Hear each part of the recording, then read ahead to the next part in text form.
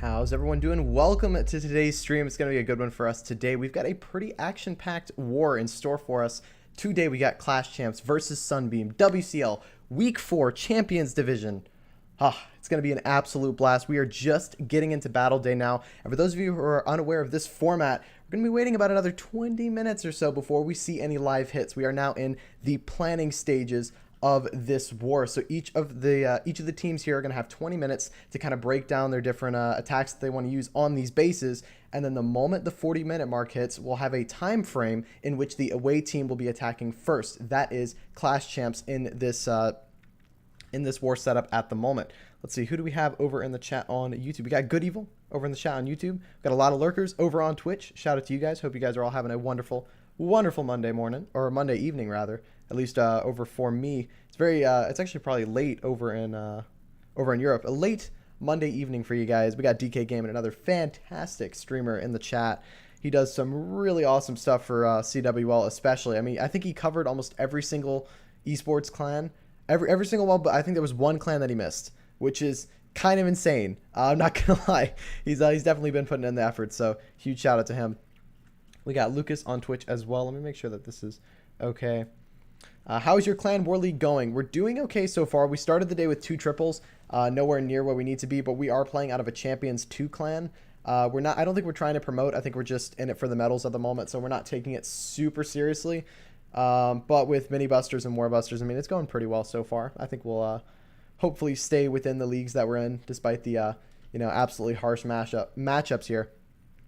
But yeah, for those of you you might recognize that proc lineup, or the Clash Champs lineup rather. I just spoiled it for you. Some of the proc guys are in this one today. They are disguised as Clash Champs for us. So the moment I saw that they were war, and I knew, okay, I gotta get in on this and stream these guys. For those of you who don't know, King Jeffrey and Proc kind of work a bit closely in terms of the clan war leagues and stuff like that, and making rosters together. So I thought I would pop in, cover one of their wars for them. It's gonna be awesome. I'm looking forward to some awesome hits from both sides here. Let me actually see if I can pull up the standings at the moment. I think the standings are behind, if I'm not mistaken. I think they're a bit behind. I think they only go up to week 3. Well, actually, which to be fair, that works out. Let me go ahead and see if I can pull those up for you guys to give you a bit of an idea of where both of these clans stand in the league. But one thing I'm gonna actually do to start things off that I think is pretty important is definitely going to be a poll on who you think is actually going to win this war today, because we got 2 pretty stacked teams. Let me go ahead and get this poll up here. We got Clash Champs and we got Sunbeam. There we go. So feel free to drop in some votes in that poll if you'd like. Let me go ahead and see if I can find the standings for you guys on how Clash Champs and Sunbeam are doing in the league at the moment. I know it's here somewhere. There it is. Okay, so let me see if I can find them. Oh goodness, the spreadsheet isn't the greatest when it comes to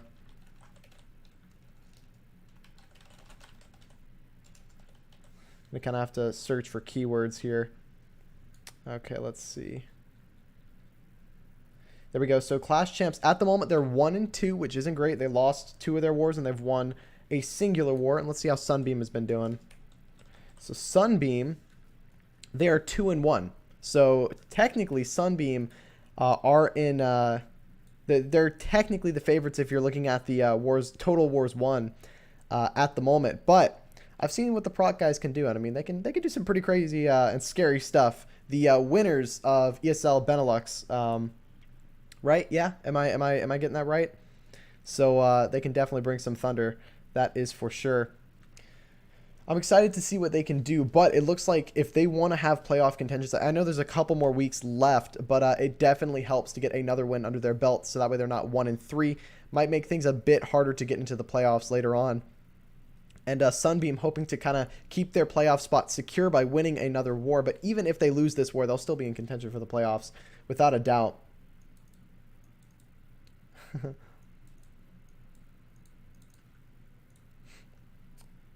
All right, just making sure that I've posted everything. I had a few issues with the announcement. For some reason, it said season 7 instead of season 1. Absolute win there. You know how it is. Got to have at least a few little errors. Otherwise, it's not my stream. That's just kind of how it works.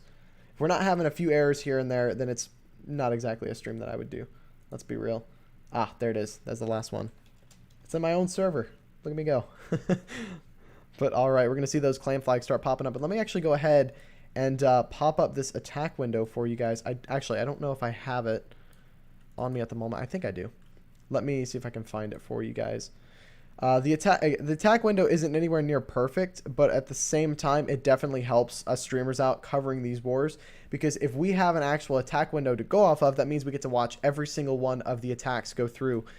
And hopefully we'll see some good ones from both of them. We got we got Barmy Army in the chat. Oh yeah, I got some exciting news for you guys, okay? All right, it's pretty crazy, all right? No one ever thought I would do it, but here we are, all right? So here's the thing, right? I've been talking with Barmy a bit. He shot me a DM a bit earlier today. He was like, listen, all right, I know you're OP at 11, and I know you have one. We need you. We need you on our roster. And sure enough, I caved. And I was like, you know what? I'll give it a shot. We'll do it. And so now you're looking at your newest member of Milky Bar Esports. It's going to be amazing. Town Hall 11 Esports for CWL. It's going to be good. I'm looking forward to it. I have never done anything related to Town Hall 11 in terms of league play. The only kind of league action I've had is at Town Hall 13. So it's going to be an interesting experience for me. That much is for sure. But we'll see how it goes. I'm hoping I can do okay, at least keep up maybe. And I've got a philosophy of, look, if I'm in the war, I probably won't be streaming it. But if I'm on the bench, I can bet I'll be there. I'll be superb with the media coverage. That is for sure. All right, is the music rocking? Are we good? It's incredibly quiet, though. There we go. I think it's just this song. There it is. And now we've got some kind of music in the background. Let me know how the audio levels are for that. I'm not super keen on the way Spotify projects the audio. I don't think it does it loud enough, and it's a bit hard to try and balance. But we should be good to go. So far, we've got 3 votes for Clash Champs to pull this one in. And again, I have to remind you, Sunbeam are the favorites in this war, technically, judging by their previous wars so far. They are 2-1 in comparison to Clash Champs 1-2. Clash Champs used to be proc at the beginning of the season, but they had that name change midway through the season. And so they're playing out of Clash Champs. For those of you who don't know, Clash Champs is a very popular and pretty awesome website. In general, I highly recommend you check it out if you have not already. Get yourself some okay bases up on there. You know, find yourself a clan, promote your clan. It's definitely a very nice Clash of Clans tool. Yeah, there you go, Barmy. Just rotate me and you. Easy.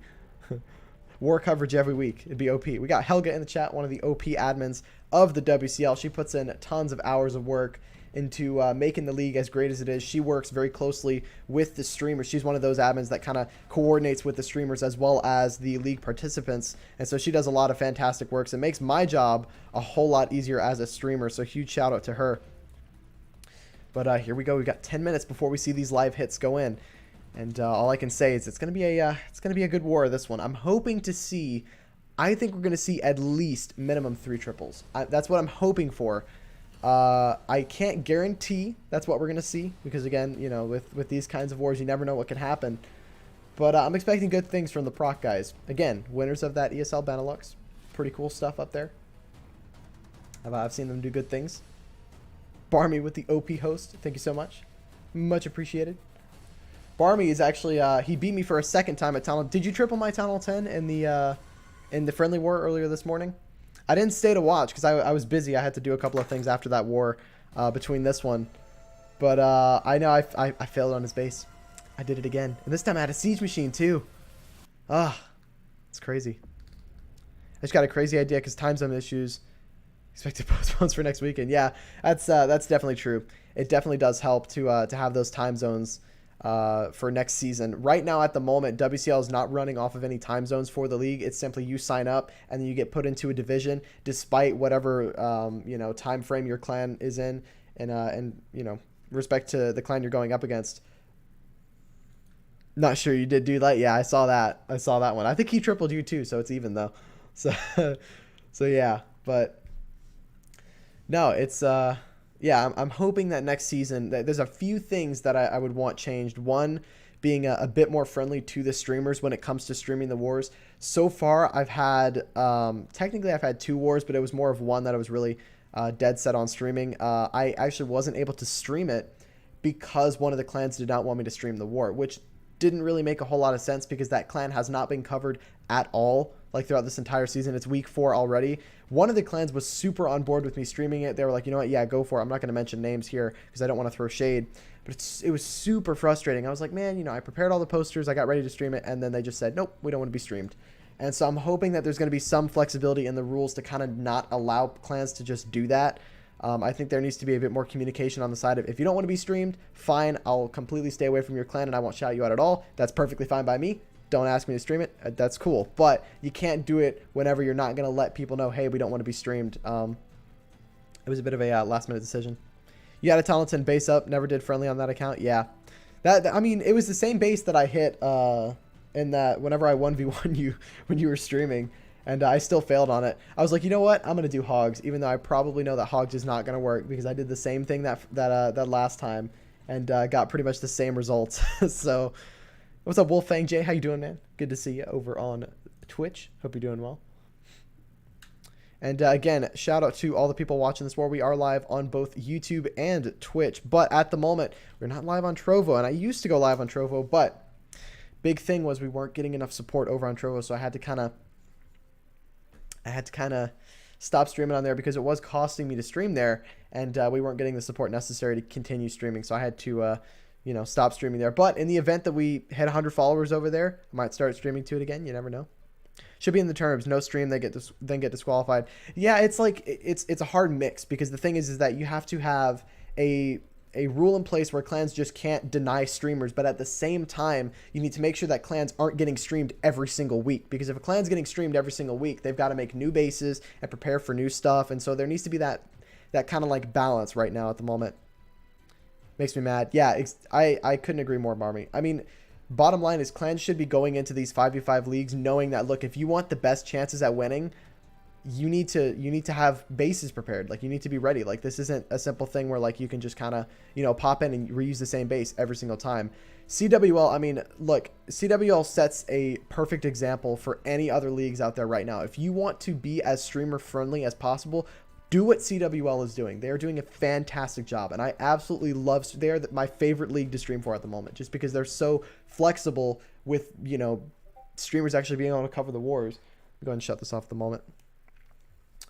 Okay. Let's see. What's up, Carlos Clash? How you doing? Send a save to Portugal. How you doing? Welcome to the stream. Hope you're doing well. Let's see. How did it cost you to stream on Trovo? So essentially, Will, the way it works is so I stream to multiple platforms in order to grab as much of an audience as possible and transmit these wars to as many people as possible. Now the thing is that I'm actually not able to stream to multiple sites, especially ones that are not RPTM. I think that's the thing that can be connected through that, and so I actually have to pay to allow that connection to broadcast to Trovo. I could stream to Trovo, but it would just be a Trovo only stream, and I'm never going to do that. My main audience has always been on Twitch and YouTube, and I don't think I'm ever going to leave those sites for an external site, even if there's a chance that I could get benefits out of streaming to it. People leave it too late to get their bases built at the moment due to CWL builders are so busy. Yeah, that's the thing. Like, the more streams we have, the more, you know, economy we bring to the builders. So like, we absolutely should be able to stream as much as we want here. I think it just helps the entire community in general. Like, I'll be honest with you guys. Right now, King Jeffrey are 3-1, and I've run the same base every single week. I have not touched it, and so far I've not been tripled yet. Like, I think people focus too much on, oh, I have to have a new base, and if anyone sees my base, then it's over for me, and it's not going to happen. That's not how it works, man. You can run this, you can get away with running the same base sometimes. It really does depend what you're doing. I think people are a bit too anal when it comes to saving their bases and having the perfect base and all this stuff. It's just, man, just war, you know? Let the streamers do their thing, transmit your wars, get your clan publicity. You know, I think that's another thing that clans don't really understand is, like, if you're allowing people to stream your wars and cover your clan, you know, you're going to build more hype for your team, and you're going to gain more of a following, which gives you more publicity, which then could give you more recruits later on going forward. Because think about it, right? Look at these clans like Tribe Gaming, Euronyx Gaming, you know, formerly Lost Men and now Space Station Gaming, you know, INTZ, MCES, you know, Queen Walkers. They have such publicity that they have people flocking to their clans to try and apply. Why? Because they see, oh snap, they're fantastic, you know. Did you buy your bases? No, I actually, the one that I'm using is one that I built. Funny enough, it's the most hilarious thing on the planet. Somehow, a base that I built is defending, and I don't know why, because I'm not a base builder. I'm nowhere near, like, capable of building the best base ever. But I don't know. I think I'm probably going to place my first order for bases at RH building, or RH base building, this week at some point. I also think the clan should be aware that streaming is booming right now. Exactly. Exactly. There are so many streamers right now covering these wars. And it's honestly fantastic because the more people we got streaming these wars, the more hype you're bringing to the game. It's like, that's the bottom line for it. Pull multiple leagues, sometimes 2 to 4 times a day. They run the same bases and win wars. Yeah, exactly. But for a no-name clan, no one's looking for that video. Yeah. That's, I mean, you guys are hitting it right on the, you're hitting the nail right on the head. One Hive too, yeah. I mean, you know, these clans are getting away with getting streamed multiple times a day, running the same bases and still doing just fine. You know, it's not like if you run the same base again, you're automatically going to get tripled. Like, you never know. It all depends on who you're going up against. Though the attackers that you're going up against could make little key errors and completely mess up the raid and defend. We got Count Burrs in here as well. What's up, man? Good to see you. It's been a hot minute. Hope you're doing well, but guys, we are about 2 minutes away from the first attack possibly rolling in. Now, Clash Champs will be going first as they are the away team. And normally I stream from the home team, but just because my connection's with Proc at the moment, I figured I might as well just try and apply for the Proc, with the Proc guys because they know me and they know like, hey, he's not sketchy or anything like that. He'll just pop in and stream. So now we talked like 20 minutes ago. Did we? Did we actually? Am I losing it? Probably. Yeah, that's the thing, Wolfang. It's like you can multi-stream it. It's definitely, it all comes down to what you're trying to do with it. Like if you're looking to grow on social media in general, you need to be streaming to one platform. Stick to that and then advertise that on your other platforms.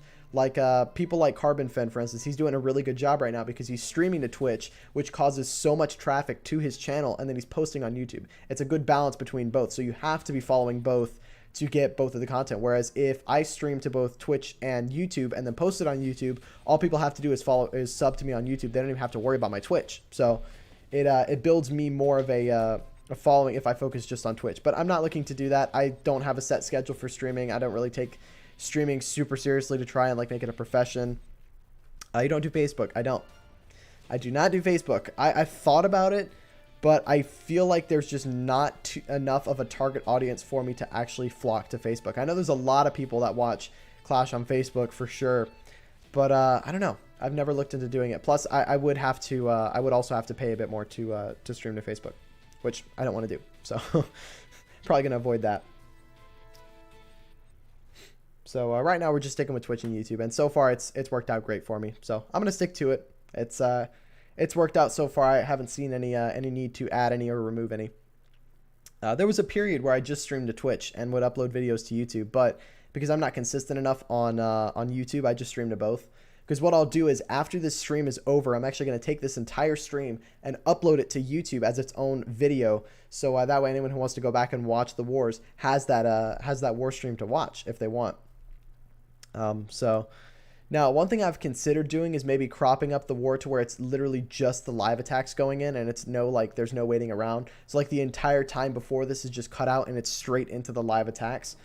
I thought about doing that, but at the same time, it's like, who knows? Maybe people would be interested in watching the stream before the live hits happen. You never know.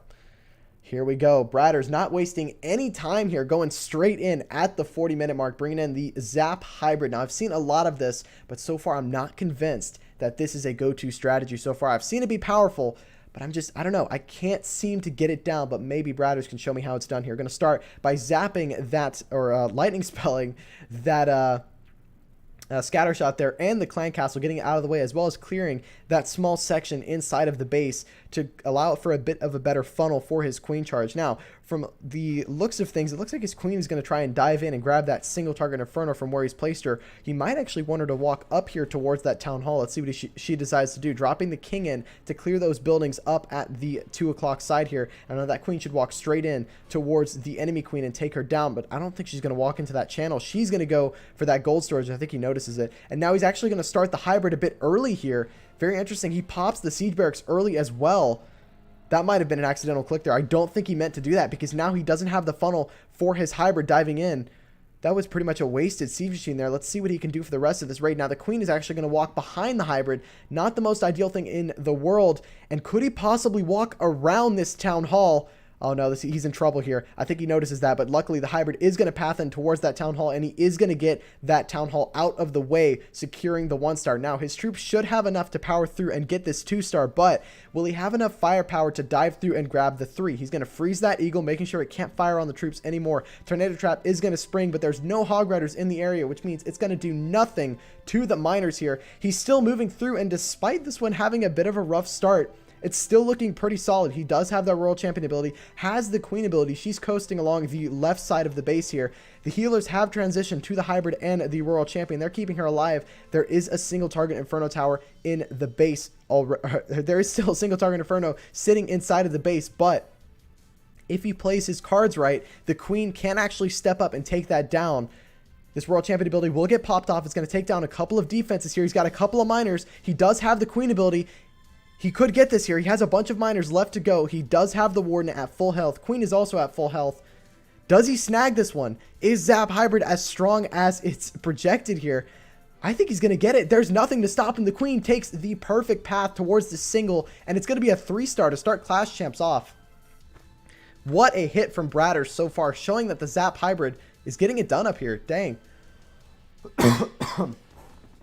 Okay, I got to stay hydrated. My voice is not ready for streaming. Goodness. Woo. Fantastic start for the Clash Champs, guys. Getting themselves a secured triple with that Zap Hybrid. Despite popping that, he popped that Siege Barracks fairly early there. Bit of an interesting play. I don't think he meant to do that. I'm going to be the spectator. I'm, you know, just making a bold prediction. I don't think that was part of the plan, but he still got it done. Well done. Flexing some of those Carbon Fin Let's Go emotes. Smash him in the chat. See, sorry for slow answering concerns. Wait, sorry for slow answering concerning WCL. Okay, if I get back to you with the answers tomorrow. Oh! Are you... Oh, no, wait a minute. Are you Supreme Villain on Discord? Ah, I see. Fun. Yeah, sounds good, man. No worries. Well, ideally, we want to schedule that war for Wednesday at 3:45 p.m. EDT. If you could let your guys know, that would be such a perfect time for us. That's the time that we usually schedule CWL Esports. So I know all of our guys are ready for that. If you have any other times you need, feel free to let me know. But hopefully we can get that scheduled as soon as possible, because technically this week is week 5. So ideally to schedule that war. Well, I think actually technically it's week 4. Technically it's week 4, but you know, scheduling for week 5 would be nice to do it this week to kind of get that regular season moving. But yeah, sounds good, man. Looking forward to warring with you guys. Nasty Hybrid didn't look like anything went to plan. I think it did. I think he did want his hybrid to go in and kind of work alongside the Queen there, but he did get a bit lucky there. Hold on, let me just spy 1 second. Let me just. Okay, can confirm. Did not mean to pop the Siege Barracks, but it's fine. All right, there we go.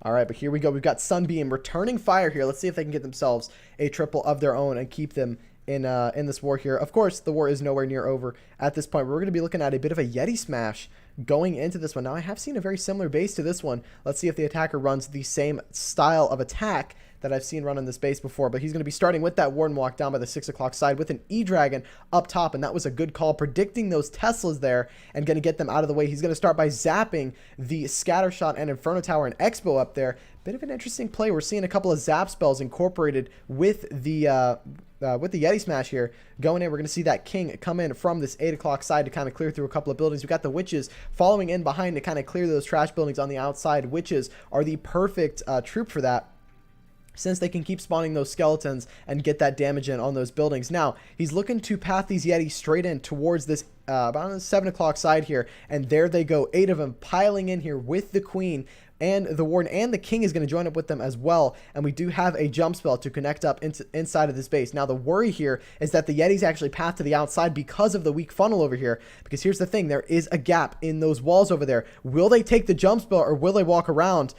And I'm not going to lie, it looks like they might walk around here. The king is going to bounce to the outside, and there go all of the Yetis. Exactly what I knew was going to happen happened, and they're all going to path to the outside, completely ignoring that jump spell. Can the clan castle pull them back in? Can this world champion get rid of some of these buildings? And no way! The clan castle comes out and lures the Yetis back into the base.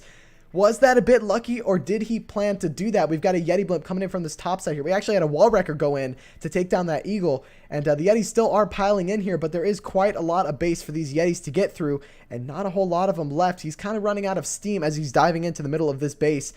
I'm going to say that was a bit of luck. I don't think you can plan for the CC to pull your troops back on the inside here.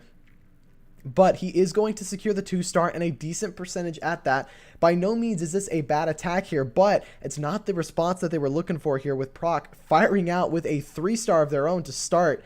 And this one is going to fizzle out here. Can he end on the 69%, or is he going to go for the 70? It's looking like he's got that minion on the outside here. He is going to grab a bit more percentage here, and he'll probably end around the 73 to 74 percentile mark here. But with this minion on the outside, actually, he might get a bit more percentage. And yeah, he's actually going to end near the 77 to 78 maybe at this point. It's looking like that Yeti's going to get through a couple more buildings. Double giant bomb in the core going to take him out, and he is going to end on that 76% 2-star. Really, really nice try and a decent result for their first attack here. It's Swedish nighttime, and for some reason the main rep has scheduled a war Thursday in WCL, so I'm really confused waiting for answer. Oh, he's scheduled a war? Really? Oh, you guys might actually have your week 4 war to do, because we've technically done our week 4 war. So you guys might be doing that this week, because I think technically this week is week 4. So yeah, if you guys are doing that week on Thursday, we can possibly schedule for next week. It won't be that big of a deal, but we'll coordinate that. So at least hopefully. Got a couple of new follows coming in. We had Rookie dropping the follow before we started streaming, and we got MRE 1010 dropping the follow. Thank you so much for popping by. 32 minutes left on the board. Now, these attack windows are a bit awkward. Let me actually see if I can find the attack window. I had a little cheat sheet for myself. All right, have a good night. Have a good night, man. Hope you have a wonderful rest of your evening. Let me see if I can get the announcement here. What? Okay, wait. What channel is... Here we go. Wasting no time. Sanders going to be going in. Now, the attack window technically for the WCL is he did have, let's see, what time frame did he have? He did have until the 28-minute mark, but he is going to go straight in here, going to alternate those attacks to keep the action going for us and make it a bit exciting. We're going to be bringing in the Zap Dragon here. He's going to start by zapping not one, but both of the scatter shots to start this raid. Really interesting use of the spells. He's used all of his spell space besides one slot on taking down 2 Inferno Towers and 2 scatter shots. Now, is that worth the value? I might have to say yes, to be perfectly honest. It is kind of worth it to get those buildings out of the way for the Dragons to later dive in to this raid, and I can kind of see what he's trying to set up here. He's got that king at the 9 o'clock side. The queen is down by 6. He's going to try and set the funnel for the Dragons to eventually dive in by this 8:30 to 9 o'clock side here. And then we're going to see that blimp come in for this town hall behind the sweepers. We've got a couple of sneaky goblins on the outside there, clearing a couple of buildings out of the way. We're going to see that royal champion for the eagle, and hold on a minute. I might be incorrect when I'm talking about the pathing for these dragons. I think he's got a completely different idea here going in, but look at the base that he's cleared through so far. He does spot a lava hound out of that clan castle, and luckily it is going to go towards that queen and stay away from the royal champion. The royal champion does have those headhunters lock onto her though. Will she get the shield off in time? She does, just barely, but not going to get that eagle down. And now he's going to have to kind of regroup here just a little bit and figure out what he needs to do to get rid of those headhunters. Now, doesn't have a poison spell, which means that that warden is going to get targeted by those headhunters to start here. So he's actually going to delay this warden until the headhunters go down, and that's super key here to getting a successful raid here. Headhunters will target that warden. Will he be forced to pop it early? He will not. The headhunters will go down, and now he's not too worried here. We're going to see that slammer come in from this top side here rather than go in for that eagle. So now that means that that eagle is going to dive in and fire away at these dragons diving through this base. Now, he is looking pretty solid here so far, but no rage spells for these dragons diving through here. Now, the eagle's really going to be the main building that's going to stay alive here as these dragons deal with the town hall. And you can tell he didn't get that eagle out of the way, which is what he wanted there. But a very nicely timed warden ability is going to get him through that town hall and keep those dragons healthy, moving into the backside of this base where he's going to encounter 2 Expos and that eagle artillery. He's going to lure that hound across the way with that archer, which is a good call. And now that hound is completely away from anywhere near those dragons, which means they will not target it.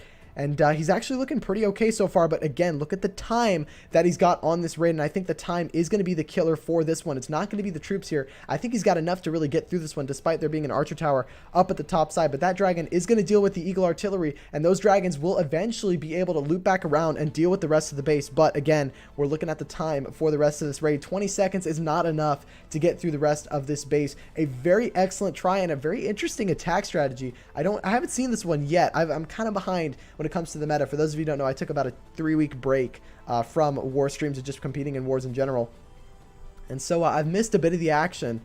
And we've got some new meta strategies coming through, and a very interesting 10 lightning spell raid going to end at a 86% 2-star for Clash Champs here. Definitely not a poor result going into their second raise. And now let's see if Sunbeam can respond with a triple of their own. And I have to remind you, Sunbeam's first triple was only first 2-star was only a 76%. So even if they triple, they'll still technically be behind.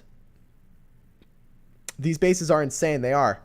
They are pretty insane. What's up, Ian? How you doing? Ian, a good friend of mine. He's also getting into Clash again. He's playing, I think you're now a Town Hall 7? Town Hall 7, getting into the game. But yeah, some of these players, I mean, this is, the best of the best. These kinds of 5v5 format leagues, you're going to see some OP base designs. And that will directly manipulate the attacker's minds and troops and try and, get them off the path of what the attacker intended. So it's going to be a very interesting war. Now, because of the set attack windows, technically Sunbeam have until the 24-minute mark to do their attack, which is not super ideal. Ideally, I want to have attacks going right after another, or one after the other. But technically, again, they still have that window to attack. But once the 24-minute mark hits, that's when they'll get a bit of a penalty. So they need to make sure that they're going in at the correct times here. All right. So again, for those of you who might be a bit concerned as what those numbers down there are, that's basically just the stats for the war. Really straightforward stuff. The percentage is the overall destruction. Each base is worth 20%. You can kind of add that together, and that's how you get the overall or the total destruction. And then you've got the star count. Now, the one downside to this scoreboard and this stat board is that it is behind. So you'll notice in game it's a bit different, but on the scoreboard it's a little bit behind, and that's just due to the Clash API being a bit slower than what we're seeing. So we had 2 new follows rolling. We had Douglas and we had Raw Jules. Thank you guys so much for the follows over on Twitch. It is much appreciated. Welcome to the stream. Hope you guys are having a wonderful Monday evening. Oh boy, it's definitely a good way to end your Monday watching Proc and Sunbeam have at it here. I think they're playing out of top COC. For anyone who might know who those guys are, Sunbeam might be their little code word. We actually we were playing one clan in WCL. I can't remember their name, but they were it was actually Resistance from the World Championship qualifiers, and we realized the day of battle day, and we were like, oh shoot, this is going to be a tough war. Lo and behold, we lost that one. I think we lost 11-12 there. They really brought it. I mean, they put some beating on us. I'll tell you that much. But they were superb. They were very nice to schedule wars with. They were very reasonable. So a huge shout out to them. You're a Brazilian. Hello. Hope you're doing well. We got Rocky in the chat as well. How you doing? Welcome to the stream. I saw you followed a bit earlier. Thank you so much for that. We got Wolf Fang flexing out some of those carbon fin emotes. Let's see. All right, am I neglecting any chats? No, I'm not. Cool. Sweet. My voice is most definitely not ready for these kinds of streams. Like, my voice dies out way too quickly. Hopefully the fast API is available to all streamers at some point. Yeah, for sure. That's the hope. But here we go. We got Bumblebee going in for Sunbeam. Let's see what he can do. Going to be starting with the Zap spells. We're also seeing another Zap hybrid. Going to get rid of that Scatter Shot and Inferno, or Scatter Shot and 2 Expos. Right off the bat, he agrees that, look, this is enough value to go in and get and use these spells on that portion of the base, as well as set a nice funnel here. Now, we've got those Headhunters on defense, but they're not going to do a whole lot because they're too fast, and so they go straight for the Queen and get taken out instantly. And we've got those 2 Ice Golems coming out of the Clan Castle, which will be a bit of an issue for this Queen. Now, he's wall broken a wall, but with the way his Queen is positioned right now, she's not going to take that wall break. I don't know if he spotted that, but he needs to act quickly if he wants to get her on track here. The archer lures her towards the... you can't plan for that, man. You absolutely cannot plan for that. I cannot believe it. But no, the Queen's actually still not going to take the wall break. She's going to bounce to the outside and not get what he wants here. Super unfortunate. But this queen is not going to get that scatter shot out of the way, and these healers are going to soon possibly be picked off by the scatter shot in the air defense, and there they go. And very clearly, this raid has not gone in the attacker's favor. So far, the healers are gone, and he does not get that second scatter shot out of the way. But the clan castle has been dealt with, and there is the far end scatter shot has been taken out as well. Now, is the funnel established here for the hybrid to dive in for this town hall, or is he going to have a couple of issues? I think he's going to have a few issues diving into the town hall with this hybrid because he doesn't have a whole lot of spells. He's only got one heal spell and two freezes here. He's going to have to freeze that scatter shot right off the bat if he wants to keep these miners going through. He's not freezing it. He's going to opt in for the heal. That's perfectly okay. That's still going to keep him moving here and keep things going through. He's got that world champion diving in behind the hybrid to kind of help out a bit with taking down those defenses. Now, the hybrid is still diving through here, but that warden needs to push forward just a little bit more and help these miners out in the core. We're seeing the warden ability go off, but it only affects a couple of the miners here, and those miners might actually go for the enemy queen and not go for this town hall. I think he is going to get the town hall down with absolutely no worries here, but the warden ability will wear off. Luckily, the miners do go underground. Now, even though he's gotten that 2-star, I don't think he's got the momentum to get this 3, and that's mainly because I think he had to change the hybrid pathing due to what the queen went. So super unfortunate here, and this one is going to end at a 61% 2-star, so definitely not keeping up with the Clash Champs guys at the moment. They're struggling just a little bit, but again, this war is nowhere near over. Sunbeam technically still have the chances to win this war, and it looks like a lot of you guys' prediction at the beginning for a proc win might come true here, but let's see if they can pick it up going into the back end of the war. Let's see, you speak Portuguese? I do not, but I only speak English. And I would prefer if you guys kept it to just English in the chat. That way I can kind of understand you and make sure that you aren't saying anything you're not supposed to say. It just kind of helps me out as a streamer to kind of keep up with the chat. But if you guys want to have your own private conversations, that's perfectly fine. And here we go. Clash Champs not wasting any time, going straight in. Let's see what Messi can do here. I believe Messi is from one of the LP4 guys, if I'm correct. I think he plays in LP4 a decent bit, but he's going to be going in with a Yeti Smash. We're seeing a level 10 Golem in the mix. We've also got those zap spells being used to get rid of that clan castle. Now, wait a minute. Is that clan castle going to go down? It is. He's bringing the Quake spells with the zaps, going to get rid of the clan castle and the scatter shot there. Really interesting start, and he's going to use that Warden Walk straight in the middle of that entry point to make sure that he's setting the funnel. Is that actually his entry point? I'm not convinced. Here comes the Golem with the Siege Barracks up at the top side here to kind of set the funnel. And that entry point's actually going to be coming in from this top side here by about 1 o'clock. Very interesting plan.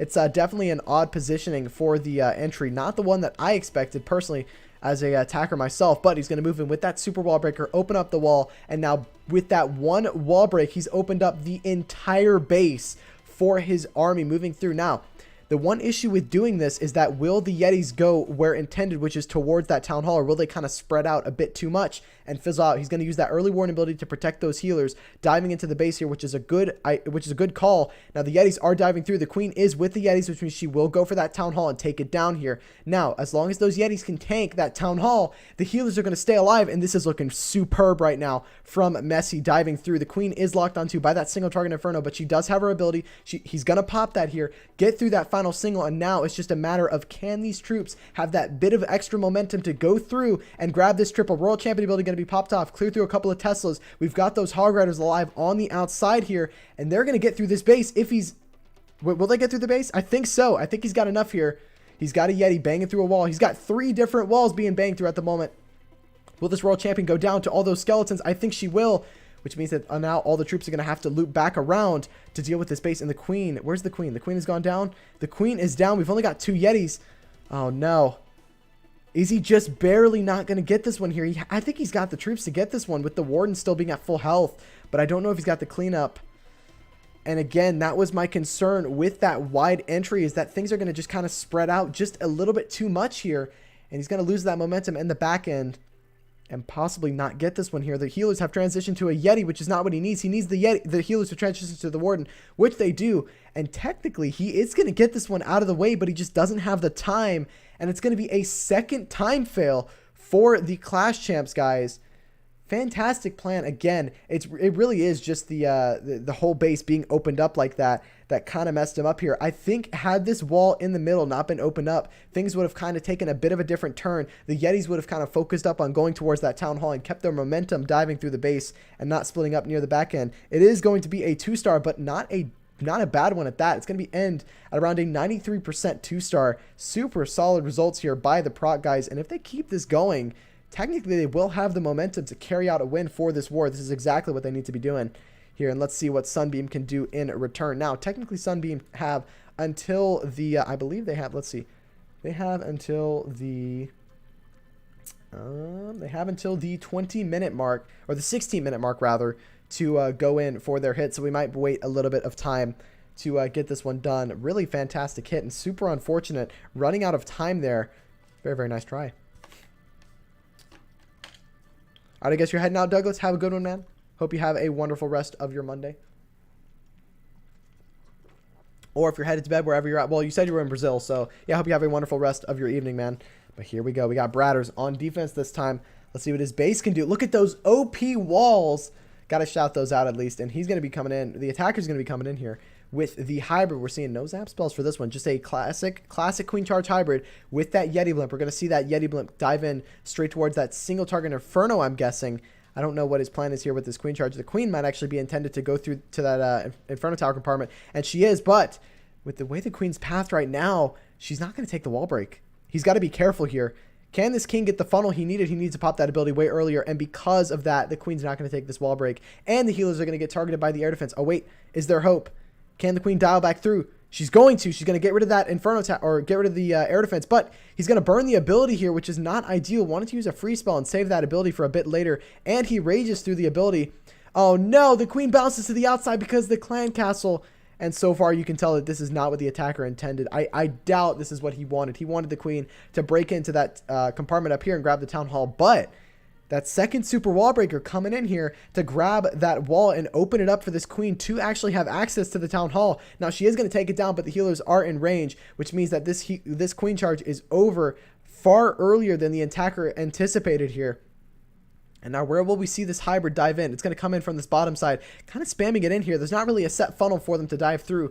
Now, will this Queen hop into that channel and maybe do a bit of extra damage here for the hybrid and maybe even make the funnel even more narrow? He does have that back end blimp. I'm curious to where that's actually going to be used. We might see that over the Eagle there. We're going to see a Warden ability through a heal spell. Not super ideal here. You ideally want to try and spread those abilities out. You want to be using the Warden, not when you're using those heal spells. He's going to freeze the core of the base, only freezing an Expo and an Air Sweeper there to try and get that Yeti Blimp in towards that Eagle Artillery. He is going to freeze the Air Sweeper, which is going to allow that Blimp there to get to the Eagle and get to that single target Inferno, but the Yeti's not going to get there. He's actually going to target the cannon instead, and now we've got the hybrid thinning out just a little bit in the core. World Champion ability has been used, and he's starting to thin out here. Can his troops push through and get this one done? Single target Inferno is locked onto that Royal Champion, but she gets out of range just barely in time here. We've got a back end scatter shot. One singular healer finally goes down, and the hybrid is no more, and that is going to be a defense for the proc guys. Again, not super high percentage, but it was an excellent try here. I like the plan, but you got to admit, the Queen Charge did not go the attacker's way. Didn't really have that funnel established before the Queen Charge went in. Started with her early, which caused her to kind of path towards the outside, and then eventually that Clan Castle coming out and luring her to the outside. Not ideal, but still got the Town Hall out of the way.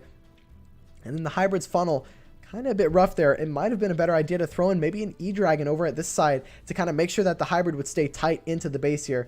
Very, very nice try, but he's just going to try and grab as much percentage as he can because he knows, look, if I'm not going to 3-star, I got to get as much percentage as possible because so far we've seen Clash Champs come in with a 3-star and 2 time fails, one being a very high percentage.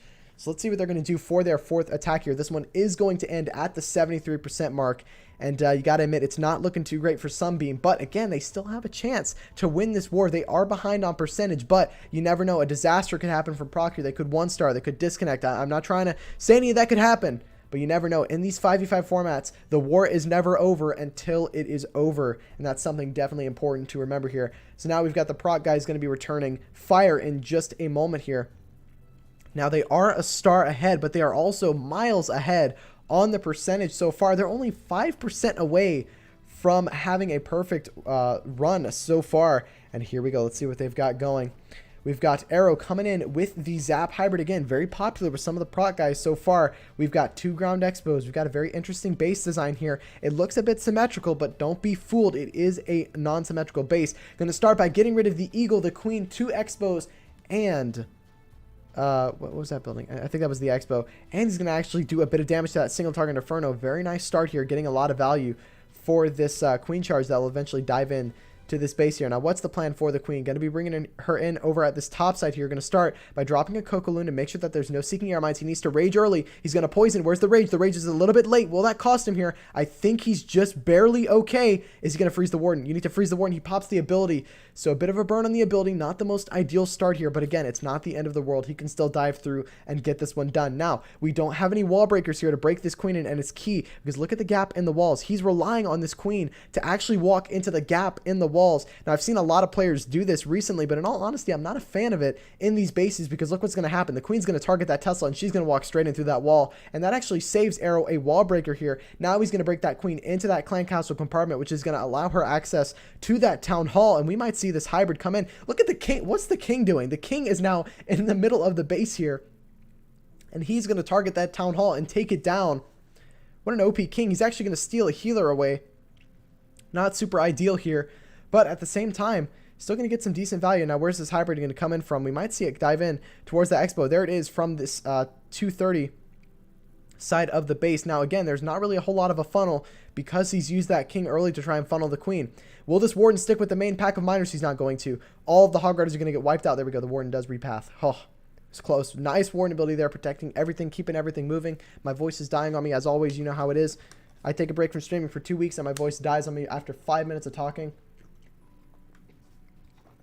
But here we go. Royal Champion is alive in the core of this base here. Now, can he get a bit lucky here? He doesn't have any more spells. He's relying on the hybrid to get in front of that Royal Champion to protect her from those singles. Does eventually pop that Royal Champion ability, which is going to get a bit of damage in on these defenses. There's a ton of miners left alive, and the healers have transitioned to the hybrid. That single target Inferno in the core of the base, though, is a bit scary. Can he somehow walk around it? He's got a bunch of miners left alive. I would say there's about 8 miners left on the side of the base here, but this Royal Champion is going to go down to the single. Oh no, the Warden tanks the single. No way. The Warden is going to tank the single and be OP, which is going to allow that Royal Champion a bit more time to possibly step up and take it down here. Will those skeletons be the end of her here, though? She's going to take him out. He's still moving through. 31 seconds left to go. He could still get this one here. Baby Dragon's going to go down to that black mine there. He's got a single target alive. He's got miners. He's going to be very close. They've got a storage to get through. Can his miners have enough to pile through? The Inferno's at about half health here, or a little above half health. Minion taking that single. Miners are going to step up. It is going to be a 3-star for the Clash Champs, guys, extending their lead. Am I wrong? Giant bomb goes off. Oh, no. Oh, it's so close. I jinxed it.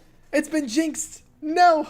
A giant bomb goes off in the Inferno Tower compartment. It's so savage. And it's going to end on a 99. Oh, that's so terrible. You got to admit, it was going to 3, and then the giant bomb comes out of nowhere. And that's some OP base building. Wow. You got to bet that that Arrow's going to be fuming after that one.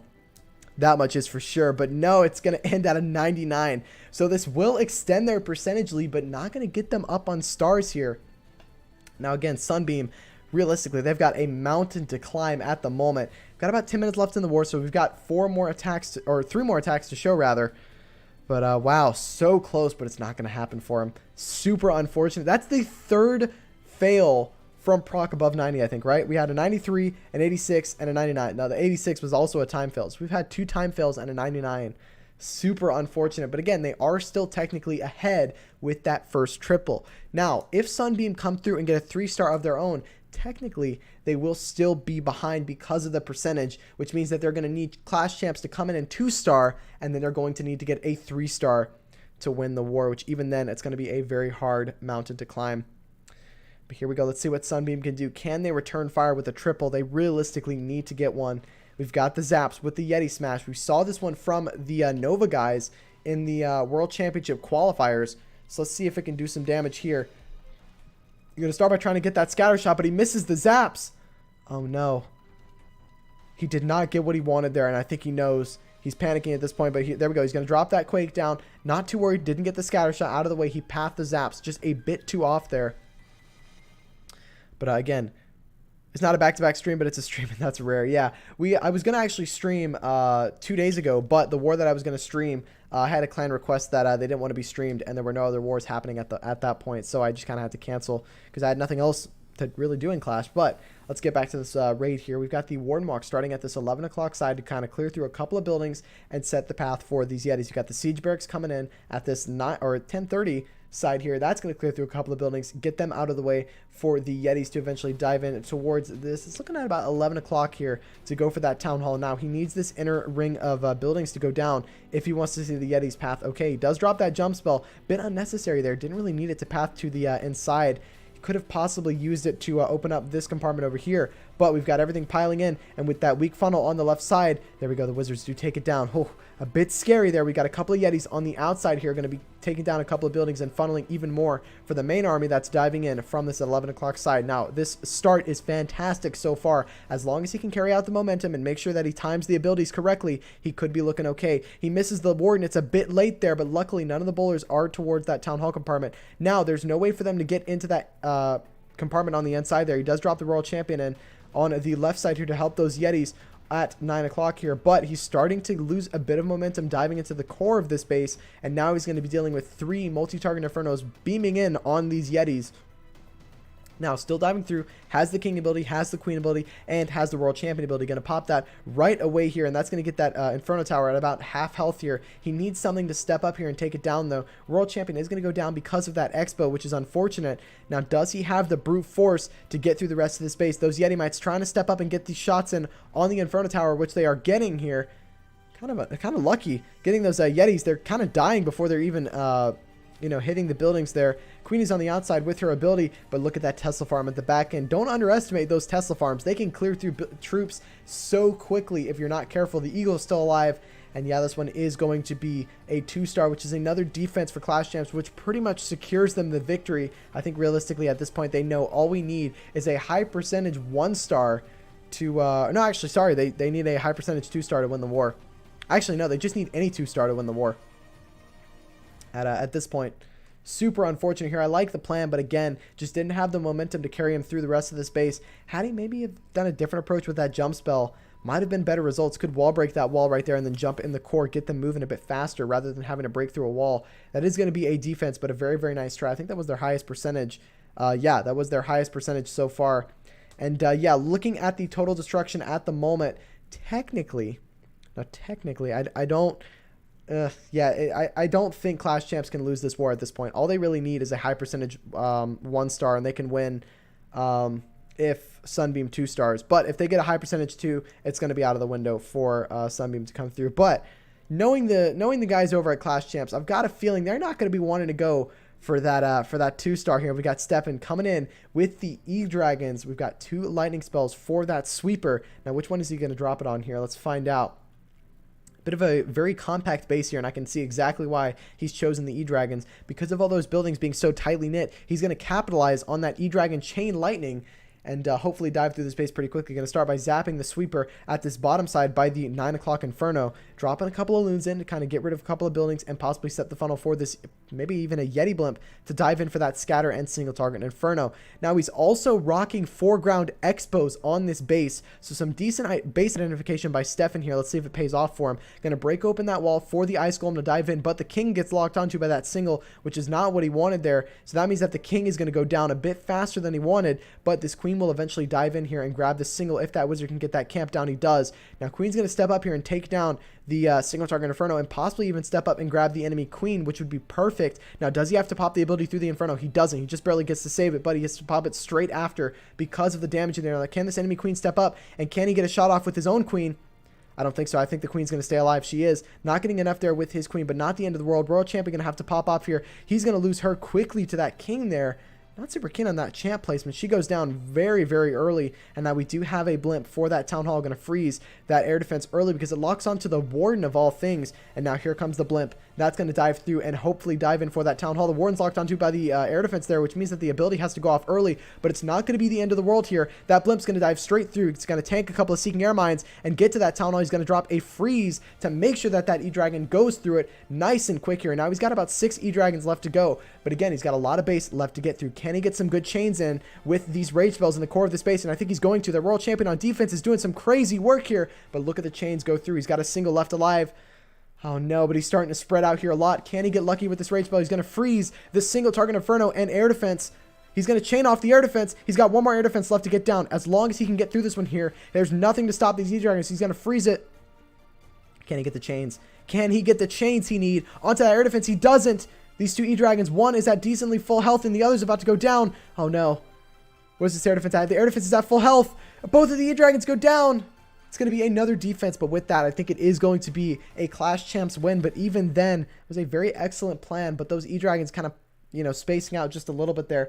Not super ideal, but again, it is a very excellent try here by Stefan. It's going to end at a relatively high percentage 2-star. Definitely a decent result going into this one. Ah, it's such a shame. It was so close, you know. It was actually really, really close. Nice E-Dragon spam. Yeah, for sure. He almost got that one done. It really comes down to the base identification. I got to hand it to him. He knew, okay, look, I can get some pretty good value with these E-Dragons going through. There's no expos that I'm going to have to deal with. There's no, you know, pretty good pathing. The chains are perfect. So I'll be pretty good. But he is going to end this one at around an 83% 2-star, which is definitely a decent result for sure. Got to hand it to him. Pretty solid stuff. Dwindling down here. 1 second left to go, and that is going to be an 83% 2-star, which should be the win for the Proc guys looking at the rest of this war. Now let's take a look at their percentage right now. They have cleared 92% destruction, which means that Sunbeam, even if they triple, it's not going to be enough percentage to win this one here. Really, really nice efforts by Sunbeam, but again, they just couldn't get the luck that they needed there. Super, super unfortunate, but that is going to be the their demise here. Now, this is going to put Proc at in a pretty good spot here, or Clash Champs rather, because they are going to be 2-2, which kind of keeps them in contention for the playoffs later on in the season. So the hope is that they can keep that momentum going and get themselves 3-2 and get a very nice spot here going into the playoffs.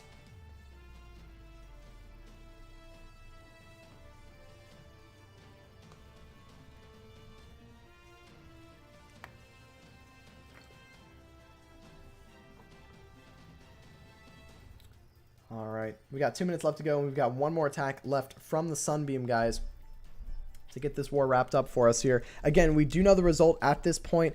There's no way for Sunbeam to be able to come through. Even if they triple and get the stars they need, they just don't have the percentage to match Proc's. I mean, they really did come through. I mean, realistically, I mean, there were a couple of raids that were so close. And here's the thing. We had a 99, and we had 2 time fails, and then this was just more of an out-and-out fail. He got really close. But, you know, this was close to being a 14-star war. It wasn't far off. So, shout out to the Proc guys.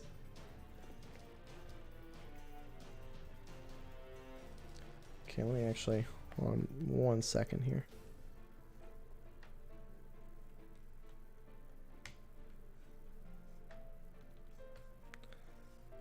All right. So we got a minute left. Again, they have plenty of time to go in and do their attack here, but gotta give a congrats to Clash Champs here. They came through, they got it done. They had the attacks to get them started. Bradder's coming through and kicking them off with a 3-star.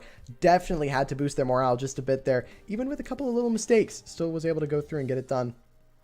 And I gotta hand it to the first round attackers and in these matchups, because realistically they have the hardest time because they only have 20 minutes to plan a hit, which if you're an attacker at Town Hall 13, you know that's not a whole lot of time to plan a hit.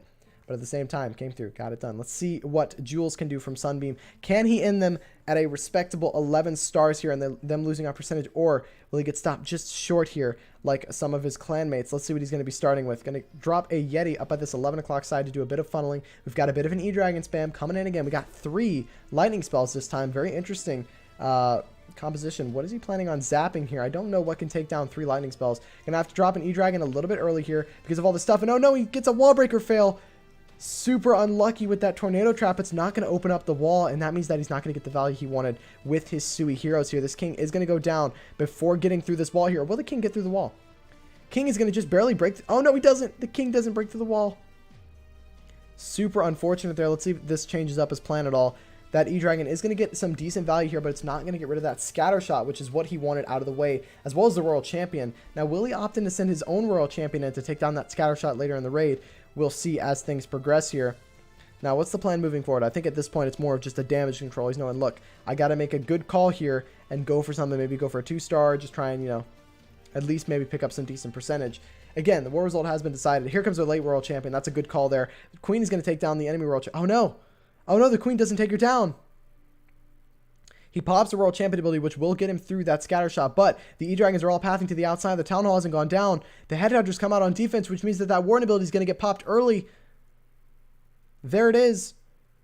He's going to zap. Oh, I see what he's doing. He didn't bring the poison spell because he wanted to zap the clan castle out of the way. That's a pretty interesting use of that lightning spell there. I haven't seen that one yet in Wars. I've heard about it, but haven't seen it. And oh no, is this one going to end in a 2-star? It's definitely not going to be a 3-star with how things are going at the moment, but can he at least secure the 2-star? He does. Gets the 50%, which is going to end Sunbeam at the 10-star mark. But again, it's not enough to get the 3-star here. So very, very nice try by Sunbeam. He does have the blimp. What was he planning on using the blimp for? I wonder if he's going to use the blimp. I would end this. I would end it strong. Fire in that blimp. Get what you can, and let's see what we got. We got that blimp coming in for that for that eagle there. That might have been the plan at the beginning, but I might have forgotten to drop the blimp there. Here come the Yetis diving in. We got 2 free spells left to go. One of the Yetis gets sprung, but all the Yeti mites will go through and take down a couple of defenses. And now that Yeti's going to kind of bang a wall here and not do a whole lot for him. And that one is going to be a defense. 58%, one of the lowest percentage hits of the war. He forgot the blimp. I think so. It's definitely a bit of a late blimp there. Very, very nice try, but that is not going to be what he wanted. In all honesty, I think the Sui was meant to dive through and clear this compartment out of the way and get the eagle, but because of that tornado trap and the failed super wall break, I think at this point he was just trying to damage control and just kind of went with whatever. JG Jinx Classic. Absolutely. Absolutely. It's not a war with me if I don't jinx it. Me and Susie, you know, we just kind of have that swing of things. So many unlucky things happen. Yeah, honestly, gotta hand it to the Clash Champs base builders here. They really did come through and bring out some pretty OP bases to stop Sunbeam in their tracks. But here we go. That is going to be the end results here. Sunbeam are going to lose not only on percentage but also stars. Clash Champs with over 20 more percentage points going through on this raid. Fantastic war from both sides. Again, huge shout out to both of the clans for letting me stream this war. Can't thank you both enough. Again, shout out to both of the teams. I think you guys did fantastic. Again, Sunbeam just barely not having enough steam to get through and get this one done. And that's going to put both of these clans at 2-2 now, which means that Clash Champs, they still have that playoff contention spot that they can fight for. Let's see what they can do later on in the season. I'm looking forward to it, and I am excited for it. Now, again, some of you may be asking, where's all the King Jeffrey action from WCL? So far, we're 3-1. We've been doing pretty well. We're actually trying to schedule our Week 5 war as we speak. I haven't been streaming it because I've been playing. Guys, I've been playing in the wars, and if I'm playing in the wars, I'm typically not going to stream them just because I don't feel like playing against people's bases on stream. I feel like it's a bit of an unfair advantage for that team going forward in the league. But that's going to do it for me for this stream. This is the only war that I wanted to cover for today, and now we're going to try and raid someone at the moment. Now, let's see. Who are we going to raid? We've got a couple of people live at the moment. I'm actually going to check and see the Clash of Clans directory. For those of you who don't know, the Clash directory is popping off right now. There's so many fantastic streamers that you can go and watch. I'm going to see if there's anyone else streaming any kind of league action at the moment. A lot of people doing CWL hits, which I don't blame them. You know what I'll do? I'll go ahead and host Bluebird. And again, I just want to give a bit of a disclaimer. He's not as PG as me. Might do a bit of swearing here and there. That's just personally his audience. Just thought I might as well mention that because I try and avoid it during my streams, just to kind of make sure that, hey, you know, family friendly stream. You can turn it on, watch it with your family, whatnot. But we're gonna go ahead and raid Bluebird here because definitely show him some love when we get there. He's another fantastic streamer. I was in his friendly war this morning. I don't know the conclusion of that one, but it was an absolute blast. So yeah, that's going to do it for me. Thank you guys so much for tuning in, and I'll see you guys later. See ya.